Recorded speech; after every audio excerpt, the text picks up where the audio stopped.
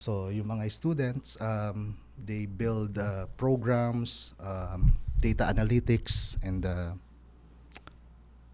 more on data kasi that supercomputer is used for data scientists. So yun yung pinaka primary purpose niya.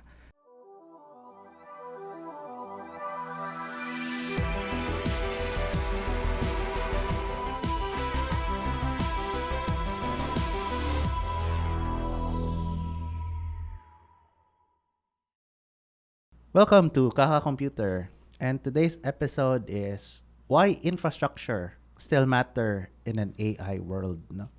So we're talking about data centers, network, physical network at least, governance, especially now that the systems are invisible. We don't have physical touch, or at least we don't experience it, but somebody else has to, right? And today I'm with a couple of guests. My name is Mervin Daniel El Valdelion. I'm John Bonso of Tutorials Dojo. I'm Mary Jean D. Navarro. Right. So when we say infrastructure strategy, no, both physical and cloud, I would say, what comes into your minds at the moment? Maybe I can start, right? So usually we have this high availability in the usual AWS cloud infrastructure, right? So the strategy right here is the availability or probably your fault tolerance if you have that high banking or high finance applications. So are you putting all of your infrastructure in one country or one local zone, or is it a global application where we have utilizing different regions, different global regions in different countries? So that's number one in mind. Right. How about you, sir? For the infrastructure strategy, what comes into my mind is having a systems that compose of servers, data centers, networks, and of course the security. No, so malaking bagay itong mga components na to na nandoon sa data center. Now, yung infrastructure hindi lang naman siya composed on-prem. So katulad din na mention ni brother kanina, it also in the cloud. So that's why we have the IaaS or infrastructure as a service. So depende sa requirements ng isang organization kung anong type ng strategy ang i-in place nila para magkaroon sila ng founded na infrastructure. Right. Ako, sir, kasi I know a little bit of your background. If I ask you, Sir Mervin, no? Since you run physical infrastructure as well, you're not just a you're not a software company where maybe it's distributed over the internet. Pero sa'yo, kasi sir, hawak mo naka-network talaga yung school, right? Ano yung mga things na kailangan mong i-secure, kailangan mong i-deploy na parang feeling mo hindi masyadong napag-uusapan o hindi na-overlook ng mga tao minsan? Yeah, I got you. Kasi sometimes yung mindset ng ibang tao is more on traditional setup, no? So, for the infrastructure, is very important na makita mo yung right sizing for the organization. Kasi it's not about kung gaano kaganda yung mga dinideploy mong mga network devices, no? Napakahalaga rito yung ilan ba ang kumukonect sa network mo and what services are they using. So malaking bagay ito para ma-serve mo sa kanila yung right connection para dun sa infrastructure na meron ka. And aside from that, ngayon, before parang hindi napapansin ng security sa infrastructure. Ngayon, part na ang security ng infrastructure. So ano yung mga guardrails na nilalagay mo inside your infrastructure? So meron ka bang mga dashboards to look onto para makita mo yung real-time status ng network mo, both on-prem and in the cloud? So ito yung mga magandang strategy na dapat ma-put in place para at least you have visibility doon sa nangyayari sa infrastructure mo. Right. And siguro to add to that, sir, no, going deeper lang naman, kasi paano ba sabihin to? Yung in a physical location, I don't know if na experience nyo ito, guys, no? Sometimes in a small office or yung mga co-working space, parang lagi na lang sinasabi natin, as you mentioned, ilan nagko-connect. Tapos parang, oy, kailangan i-restart ang router.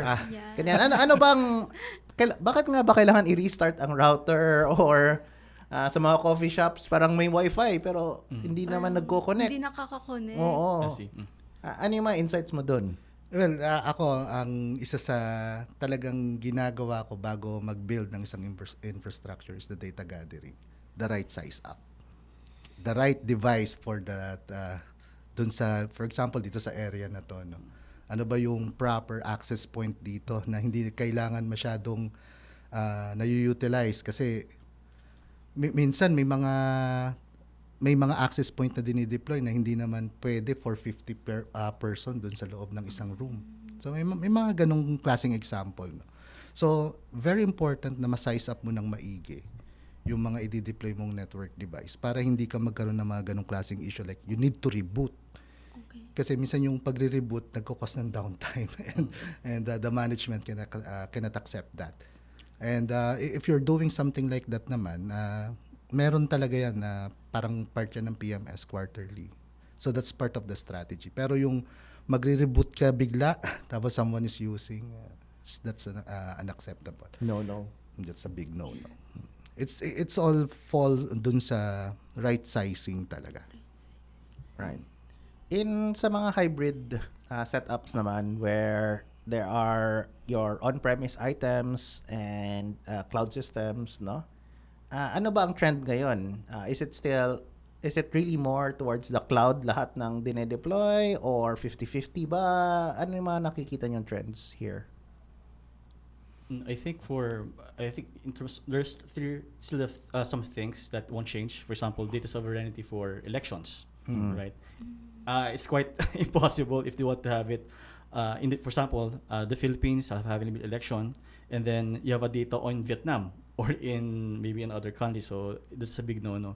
But I think in terms of adoption with AI, there's a lot of maybe you have one particular LLM that you'll be using, so you'll have a range of different AI tools that you'll be using on top of your application. So, for example, for a you're running on one particular region, right? And of course, you're using AI for that. So, in terms of data sovereignty, that particular data should not be moved out from that particular data region, right, or particular country. Another thing is availability. So sometimes you might have some trade-off. So yes, you have a financial application, and those transactions should not go out on a particular band or network. But in terms of availability, you have to have like an offshore or a secondary location outside of that particular region. So it depends. So just right now, no, Claude has like some outages as well. Another thing, the latest fable from Claude is like, hey, the U.S. government sanctioned it or that goes. So if your application relies on that particular LLM, what's happening? So that's a big factor or a big I would say unavailability issue on your part. So you will lose your SLA. Yep. So for that particular scenario, I would say there are certain trade-offs that they have to implement. Introducing Agora's conversational AI engine. Build and integrate your AI agent in minutes. Any model, any voice. Start building your voice AI agent for free today.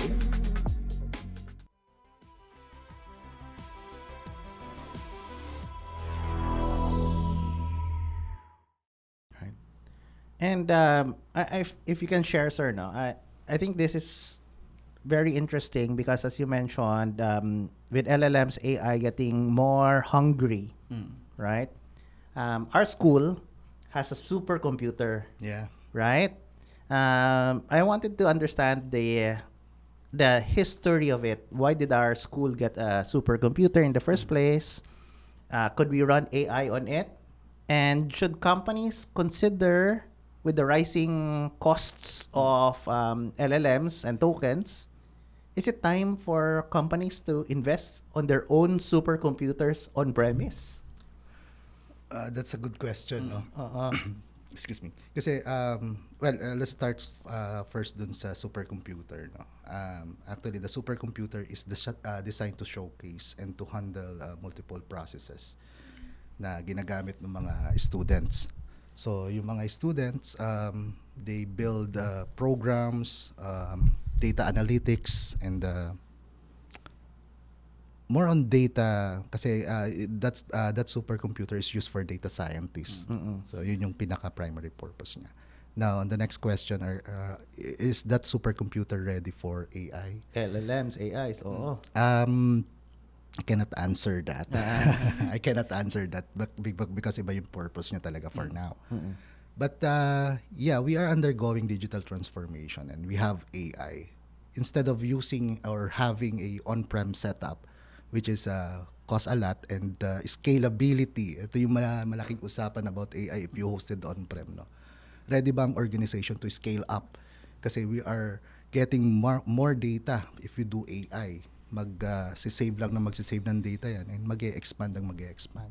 So the strategy na ginawa namin, instead of using on-prem, we use cloud. And we utilize the use of LLM, and we put some guardrails inside our architecture.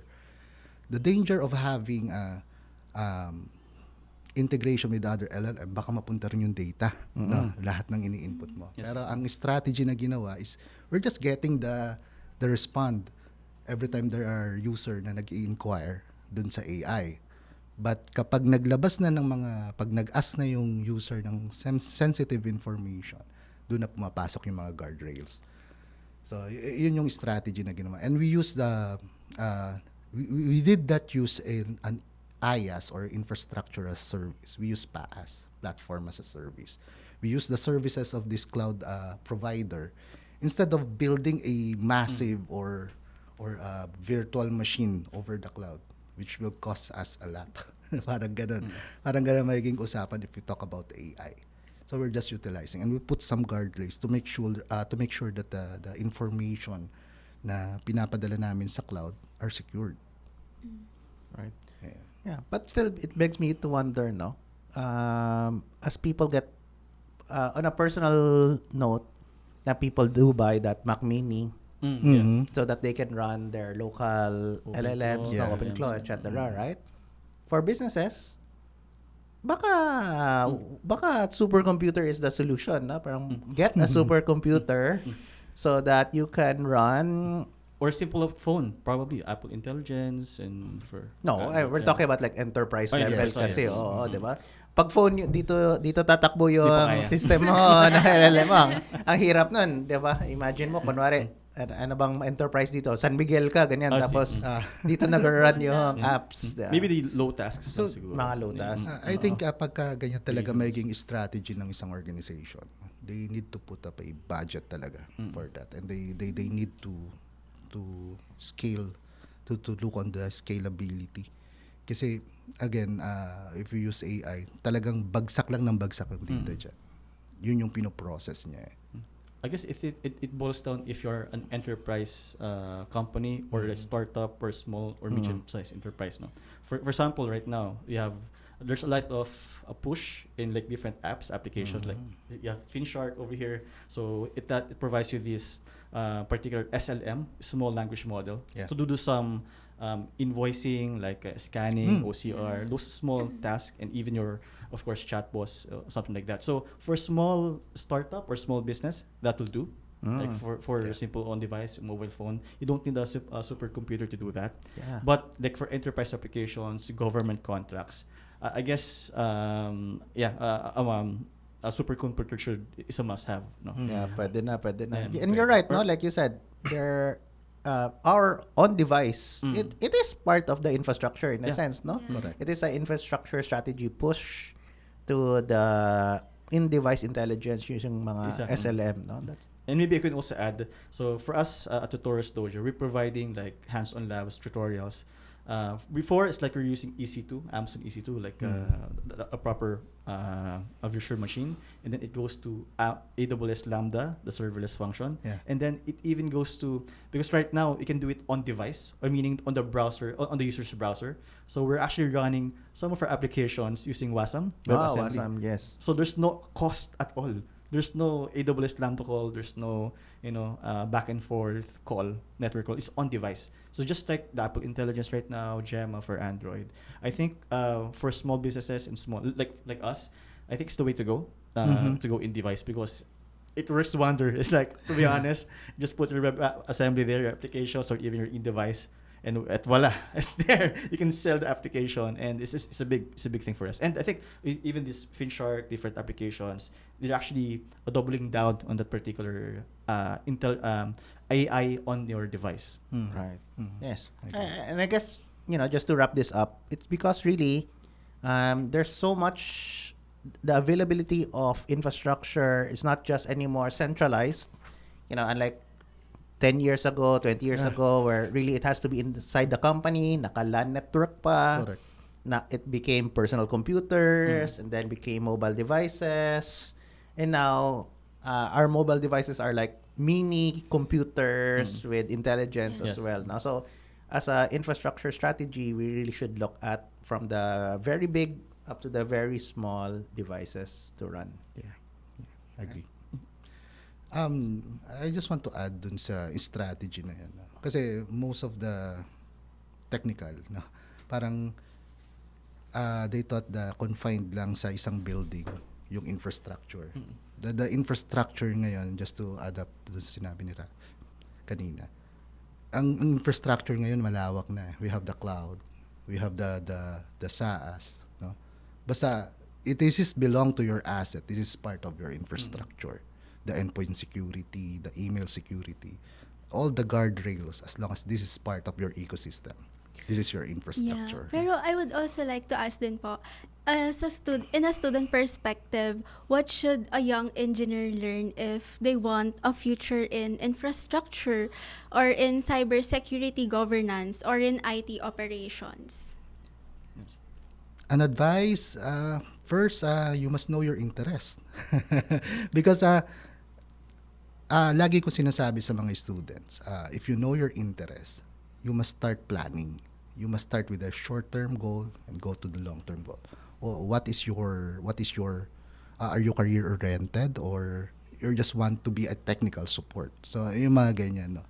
The moment you saw or the moment you plan, malalakaran mo na yan. Although magbago-bago man yung track mo in the long run, at least may tinitignan ka kung ano pa talaga yung gusto mo maging doon sa plano in the first 3 years. Then, pag na-establish mo na yung interest mo at na-upskill mo yung mga skills mo, then dun mag-move ka na for the next 5 years. So, yan yung advice ko. Always build your interest first. Yes. Then have a plan Okay. based on your career. Maybe for me, like, learn the basics of AI infrastructure for example, like what's cloud? Some people don't know it. Yung pala, it's basically running on the data center, actual data center. In the Philippine context, for example, for PLDT, we have the Vitro data centers. Somewhere there's one in Ayala right now. No? So you really have to learn outside of the box, outside of your university. So you really have to do that, because sometimes the teachers are not up to date. So that's it. Yeah. And I think number 2 is you just try it out. Try AI, try those everything. So don't be afraid to try. Correct. So it's a learning journey for you. All right. And again, to think, for me naman, just watch and listen Kaka-Computer. As an end, that's what we want to end with, right? There's a lot of episodes that you can watch. Subscribe na. Subscribe. Subscribe. All Yes. right. Thank you. Thank you. Thank you. Thanks to our sponsors, Agora, FinShark, Tutorials Dojo, Young Satio, Amazon Web Services User Group Philippines, and Facebook subscribers. On to our next episode.